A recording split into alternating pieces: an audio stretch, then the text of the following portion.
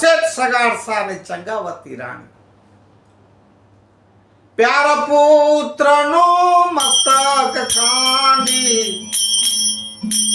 એ ભોગ સાધુડા ને ધરતા ઘેર પીધા ને જેલો ભોગવી એ મારા સાધુડા સૂડીએ ચડતા રે મારા સંતોને શાંતપણા રે ભાઈઓ નથી મફતમાં મળતા. કેવા મૂળ ચૂકવવા પડે. આમ ફડા થઈ ગયા. પોતાની જાતને આવતી દઈ દીધી.